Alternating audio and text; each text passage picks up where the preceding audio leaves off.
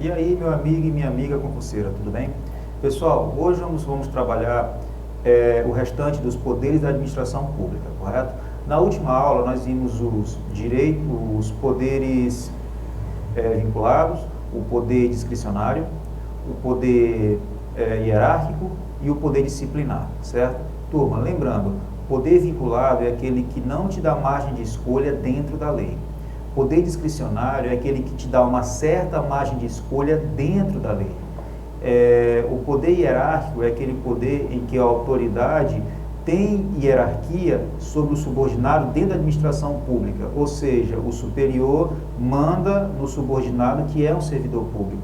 E o poder disciplinar é aquele que aplica punições tanto ao servidor público como ao particular que tem algum vínculo com a administração pública. Tudo bem? Cuidado, pessoal, não é todo particular, é só aquele que tem algum vínculo com a administração pública, certo? E nessa aula vamos ver os dois últimos poderes, que no caso é o poder de polícia e o poder regulamentar. E também vamos tratar de abuso de poder, tudo bem? Então, pessoal, antes de iniciarmos, pedir aquele favor para vocês, ok? Curta, inscreva-se e compartilhe, turma. Dá essa força aqui para o canal, para a gente continuar ofertando videoaulas gratuitas para que você possa ser aprovado no seu tão sonhado concurso público. Tudo bem? Então vamos lá, pessoal. Sem mais delongas, vamos aqui à nossa aula, finalizando a parte de poderes da administração pública. Um tópico fácil, um tópico bom de estudar e que cai muito em prova. Tudo bem? Então vamos lá, pessoal. Professor Ian Gentil na área, Direito Administrativo, Poderes da Administração Pública, bloco 2. Tudo bem? Então vamos trabalhar aqui poder de polícia. Turma, não confundam poder de polícia com poder disciplinar, tudo bem?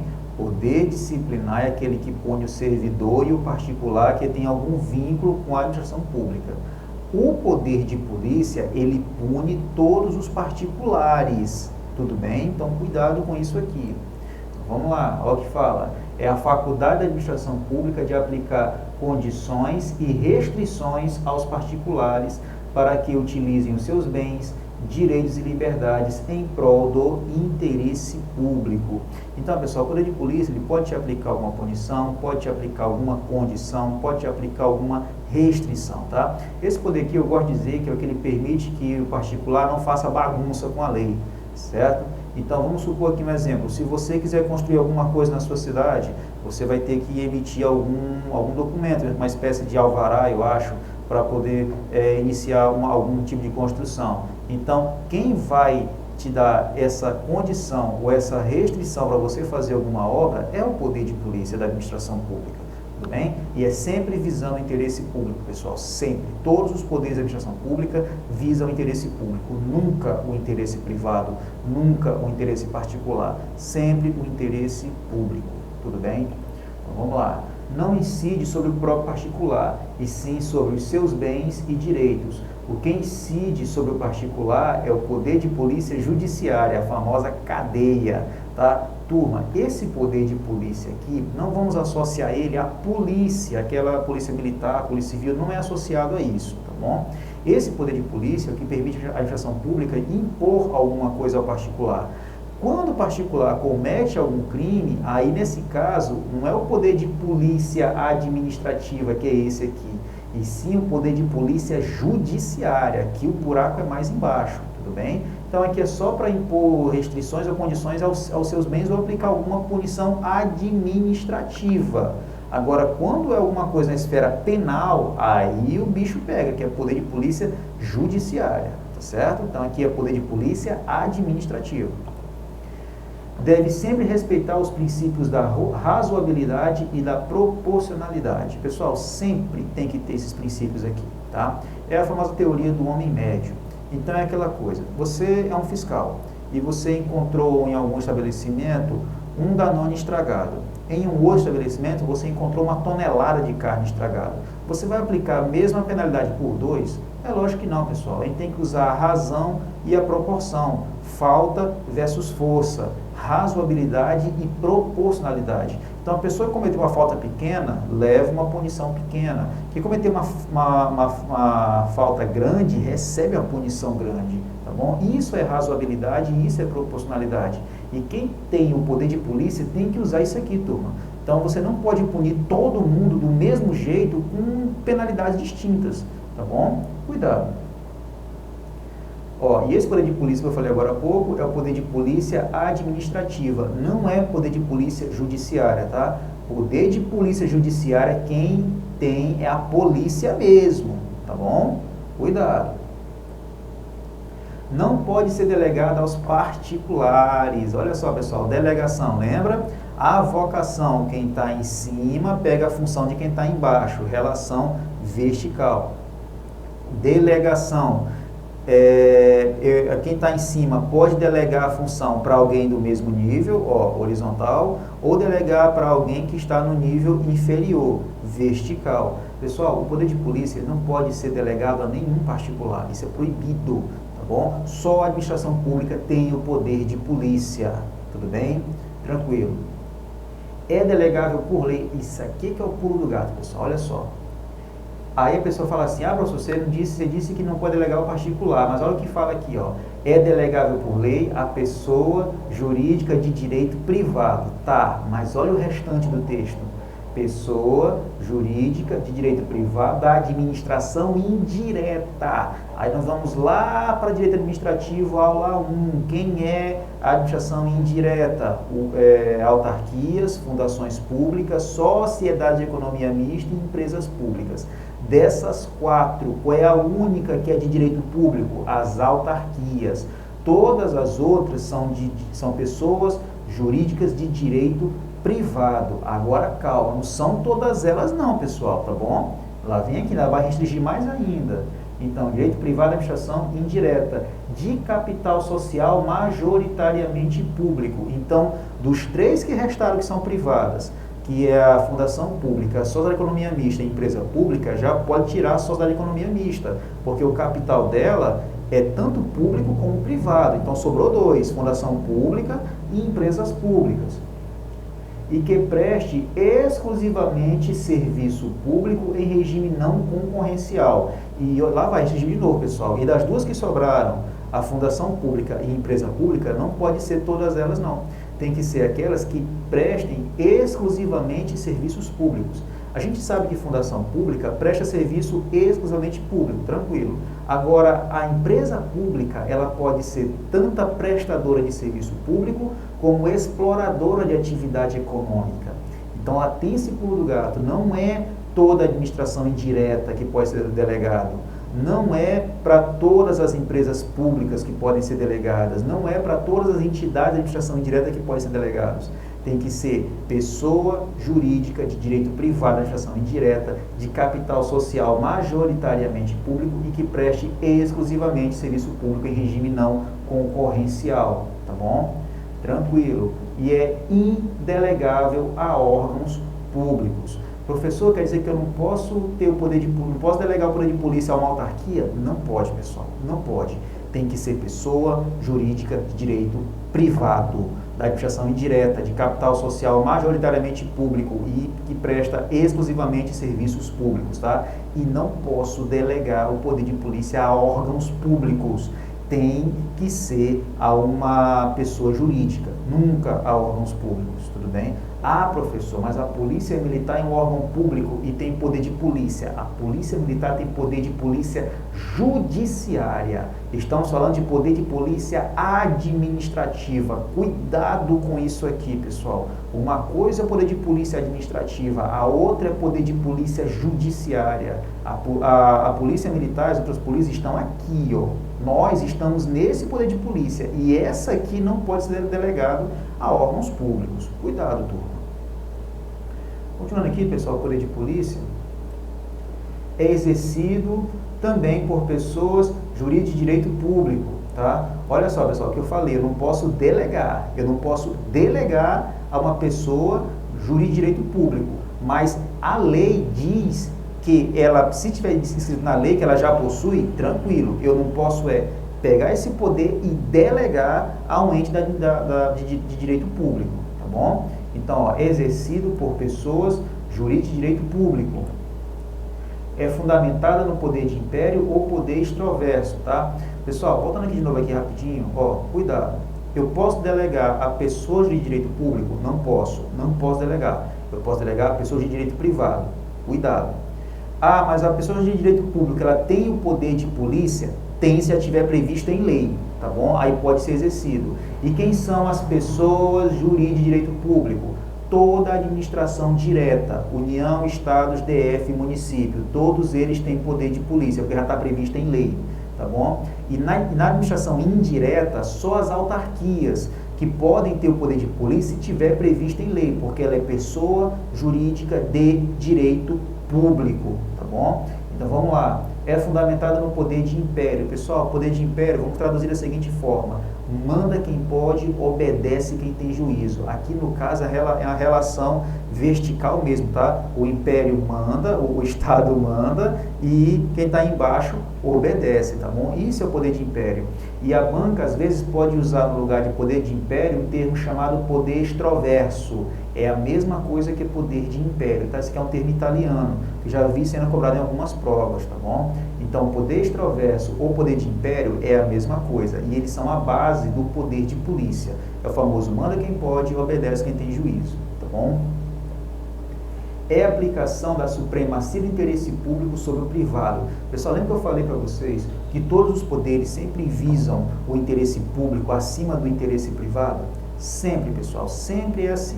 Ah, professor, eu quero um exemplo bacana desse que você explica que eu acho bom. Fácil. Imagine que tem 3 terrenos assim, ó, um do lado do outro, 3 terrenos. E os 3 terrenos, eles serão vendidos, né? O Estado quer comprar os 3 terrenos para fazer um hospital que vai ajudar toda a população. O terreno da direita vende, o terreno da esquerda vende, o terreno do meio não vende, porque ele fala, está na minha família há gerações e não quero vender. Olha só, o interesse privado querendo prevalecer sobre o interesse público. Não vai ter essa, pessoal, ele vai ter que vender, tá bom? Só que nesse caso, a administração pública vai ter que pagar antes, né? O dinheiro paga antes para depois a pessoa sair. Ah, mas eu não quero, não tem essa de não querer vender. Você vai vender, porque o interesse público está acima do interesse privado, tudo bem? É eminentemente preventivo. Ah, pessoal, cuidado, ó, o poder de polícia, até pular aqui mais um, ó, ele pode ser tanto preventivo como também repressivo, tá? Então eu posso usar o poder de polícia, a regra é que ele é preventivo, ou seja, eu uso o poder de polícia antes do problema, ou seja, para evitar o problema. Então eu uso o poder de polícia para evitar o problema. Essa é a regra principal. Então a gente fala que ele é eminentemente preventivo, ou seja, eu aplico ele antes de acontecer algum problema, tá? Ou seja, são atos e medidas para evitar problemas. Mas também eu posso usar o poder de polícia de forma repressiva, ou seja, depois que aconteceu o problema, tá bom? Então eu posso usar o poder de polícia para evitar o problema, eminentemente preventivo, ou eu posso usar o poder de polícia depois que aconteceu o problema, que a gente chama de forma repressiva, tá bom? Então, ó, pode ser usado de forma repressiva, que são as famosas penalidades, para aplicar sanções. Então, preventivo antes do problema, repressivo depois do problema, tá bom? O preventivo para evitar problemas, o repressivo para aplicar sanções. Tudo bem, pessoal? Tranquilo? Beleza. Vamos lá, continuando aqui do pessoal, poder de polícia, ele é um pouco extenso, mas ele é tranquilinho, tá bom? Ó, temos os atributos do poder de polícia. Pessoal, cuidado com esses atributos aqui, tá bom? São só 3, mas tem um aqui que você tem que ficar muito ligado. Então, vamos lá. Pessoal, primeiro atributo, discricionariedade. Professor, o senhor falou que discricionariedade é quando a pessoa tem uma certa margem de escolha dentro da lei. Perfeito, é isso mesmo. Só que a discricionariedade do poder de polícia tem que estar prevista em lei. Se não tiver prevista em lei, não pode utilizar a discricionariedade. Vai ter que usar o poder de polícia inteiro, tá bom? Não vai te dar margem de escolha. Tudo bem? Cuidado, pessoal. Tem discricionariedade de polícia? Tem? Sempre? Sempre não. Só quando está prevista em lei. Cuidado. Autoexecutoriedade. Executar suas decisões diretamente sem passar pelo Poder Judiciário. Olha só o pulo do gato, mas não está presente em todos os atos. Beleza, pessoal, olha só. O que é a executoriedade? Imagine que você está dirigindo seu carro sem o documento necessário, documento obrigatório. E você é parado pela polícia e você é autuado.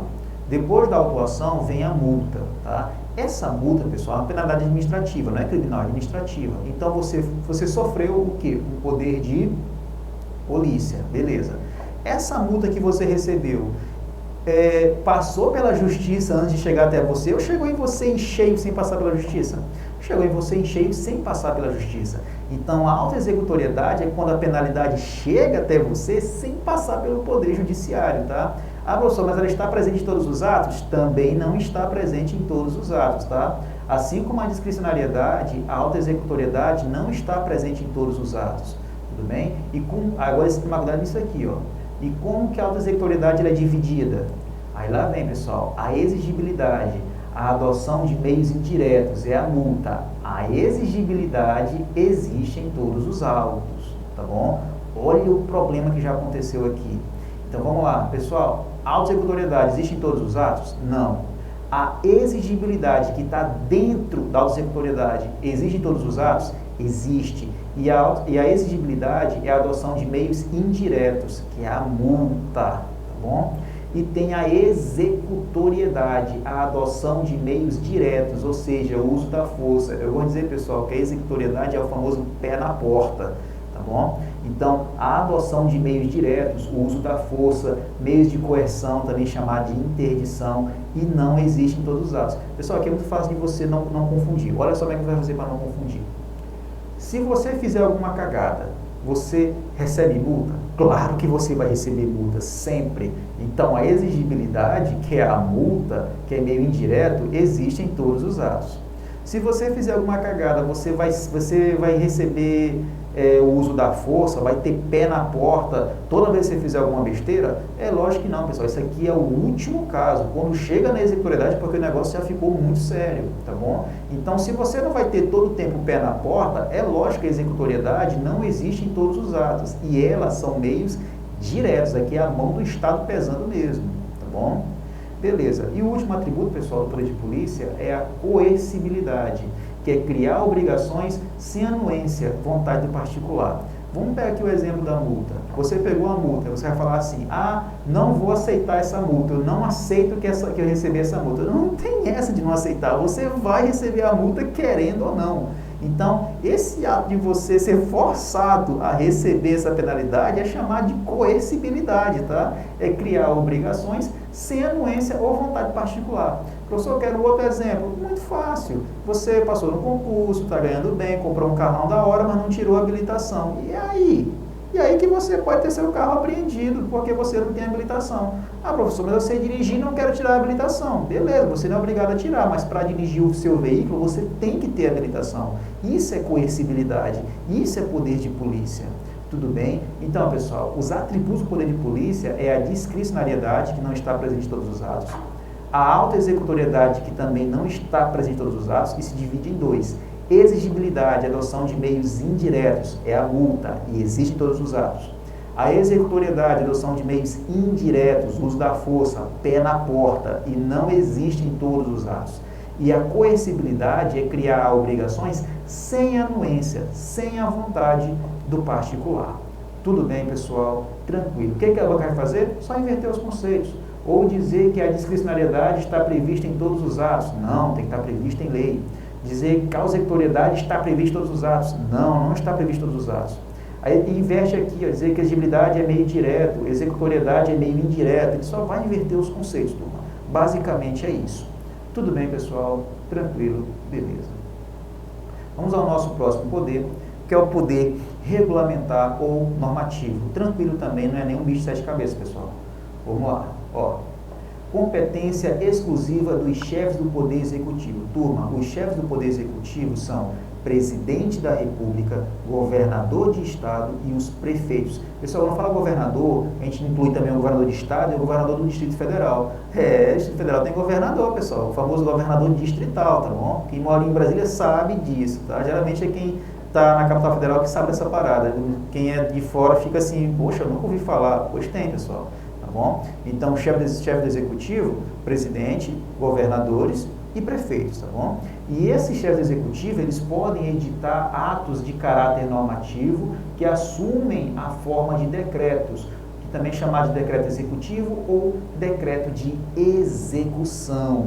Tudo bem, pessoal? Então, o poder regulamentar é a competência exclusiva do chefe do poder executivo para emitir os decretos.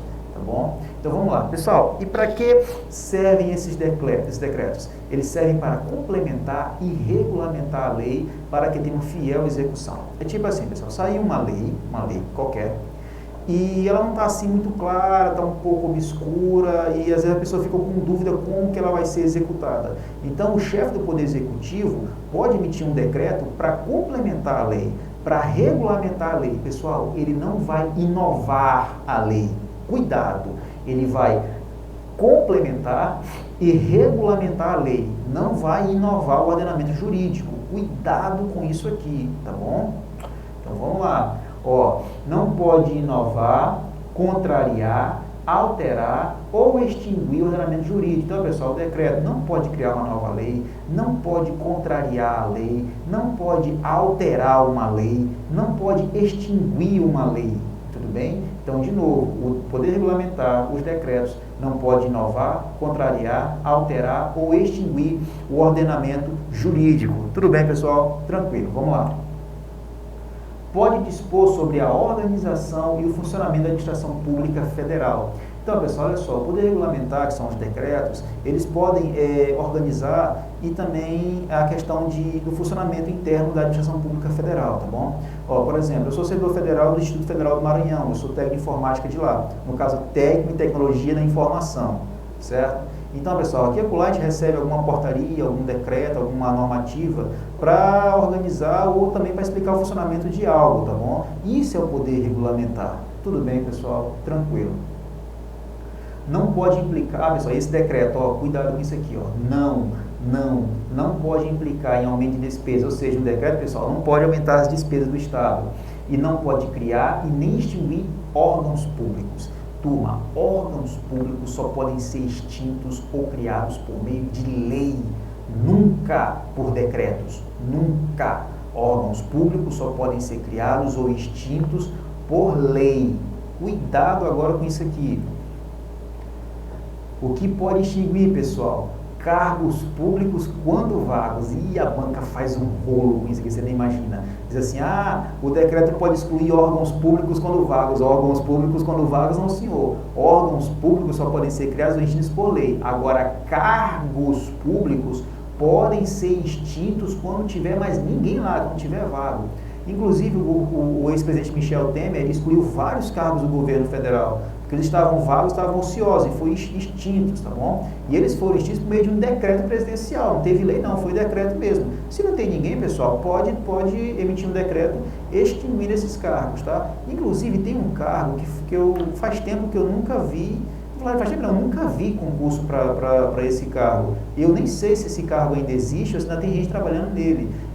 Que é a Polícia Ferroviária Federal, tá? Eu nunca conheci um policial ferroviário federal, tenho vontade de conhecer, tá? Porque eu não sei se esse cargo ainda existe, se tem gente trabalhando ainda, porque eu nunca conheci na minha vida um policial ferroviário federal, tá bom? Mas vai que existe, vai que ainda pode ter até concurso para um cargo desse, seria interessante, né?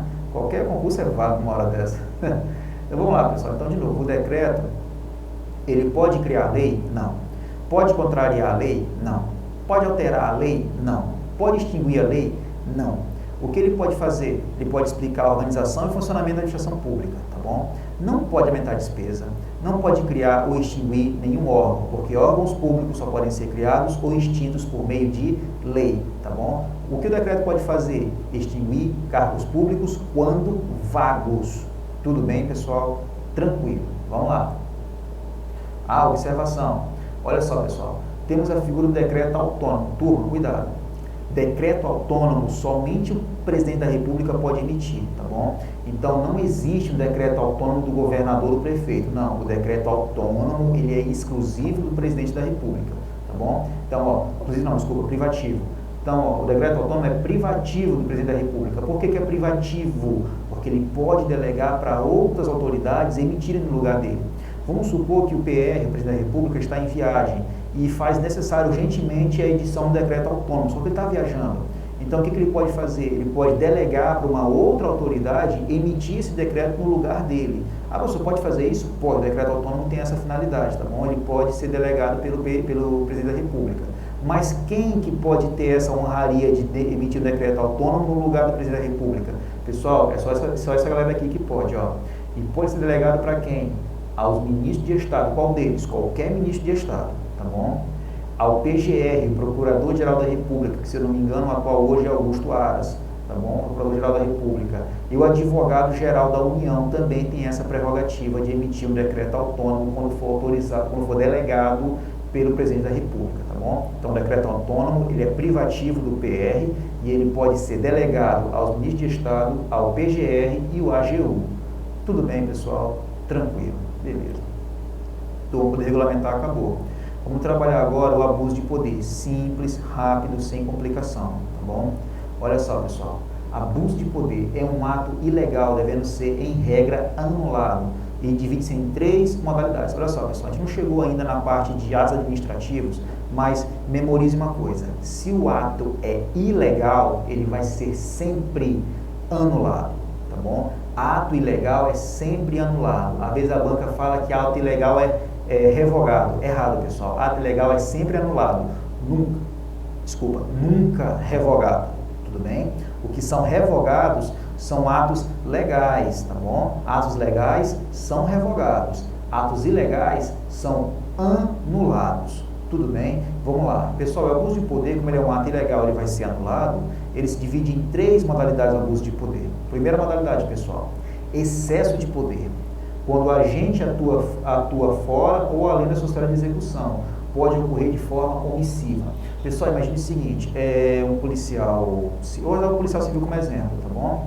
Então, o policial civil, ele atua ali no estado dele, vamos supor que no estado dele.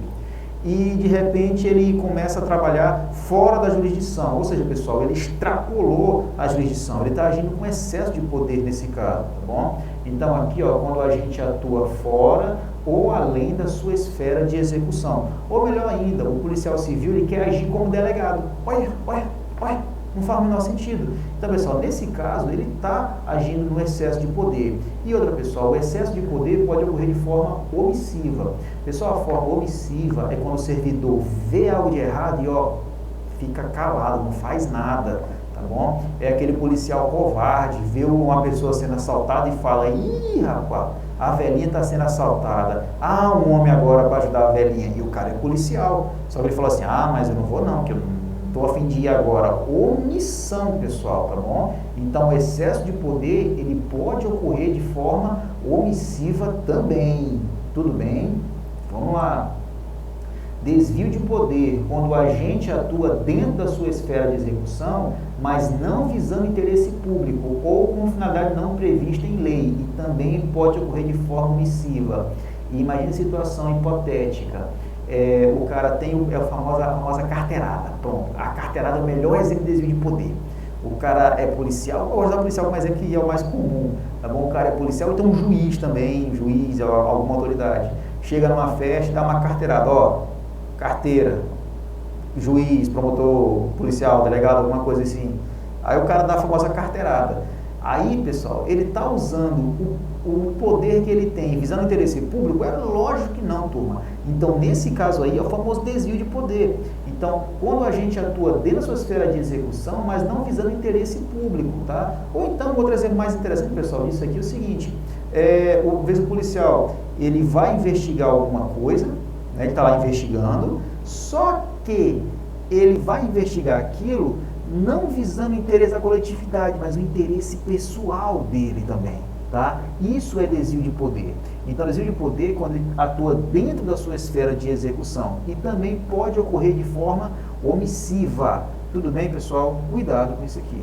E por último é a omissão de poder, ocorre quando o agente fica inerte em situações em que ele tem o poder, dever de agir. É quando você é obrigado a agir por lei e você não faz nada, você está sendo omisso. Isso é a omissão de poder. Tudo bem? Então, pessoal, temos o excesso de poder, o desvio de poder e a omissão de poder. Esses 3 aqui são modalidades de abuso de poder. Aí você fala assim, professor, excesso de poder ocorre de forma omissiva? Sim. O desvio ocorre por omissão? Sim. E a omissão? Pô, a omissão é a própria omissão, não tem o que falar, pessoal, tá bom? Cuidado com algumas perguntas também, fiquem espertos, tá bom? Então, todas as modalidades podem ocorrer de forma omissiva, tudo bem? Isso é o abuso de poder. Pessoal, olha só, finalizamos aqui a aula de poder da administração pública. Você viu que não é tão complicado assim, é até simples, tá bom? Lembrando que são 6 poderes, tá bom? Poder vinculado, poder discricionário, poder hierárquico, poder disciplinar, poder de polícia e poder regulamentar. Também vimos o abuso de poder, tá bom? O que vocês vão fazer, pessoal? Pegar essas videoaulas, vejam o máximo de vezes possível e faça bastante questão, façam muitas questões, mas muitas questões mesmo, tudo bem? No nosso próximo bloco eu vou trazer aqui uma bateria de questões para resolvermos, tá bom? Então aqui, pessoal, antes de finalizarmos, aquele favorzinho para vocês, tá bom? Ó, curta, inscreva-se e compartilhe, turma. Dessa força aqui pro canal, para gente ficar ofertando vídeo aulas gratuitas para que você possa ser aprovado no seu tão sonhado concurso público, tá bom? Então, pessoal, vamos fazer aquele esquema de passar de forma rápida, tá bom? Então, é estudo, questão e simulado, não tem para onde correr, tá? Então, pessoal, não desista dos seus sonhos, corra atrás, batalhe, estude bastante, que sua aprovação vai vir, pessoal. Prometo para vocês que se não desistir, uma hora a sua aprovação vai chegar. E não vai demorar, pessoal. Você vai lembrar desse tempo de estudo, quando você estiver no cargo público, quando você vê o seu nome no Diário Oficial da União, dizendo assim, venha, meu filho, venha pegar o seu cargo público, você vai lembrar dessa época de estudo com uma certa nostalgia, lembrando assim, poxa, eu no caso já estou no Serviço Federal já tem quase 7 anos, e eu passei 2 anos, pessoal, para passar em um concurso federal legal. Hoje, na época, eu achava que estou usando algo muito tempo, estava assim já agoniado, poxa, 2 anos. Hoje já tenho 7, pessoal, 7 anos no governo federal. Aí eu penso, poxa, eu faria tudo de novo, pessoal, para ter aquela sensação de quando eu vi meu nome no Diário Oficial da União. Eu faria tudo de novo, pessoal, se fosse preciso. Tudo bem? Então, pessoal, fique em reflexão para vocês, batalha que vai dar certo, pessoal, e vai valer muito a pena, tá bom? Então, turma, fiquem com Deus, até a nossa próxima aula e valeu, pessoal. Tchau!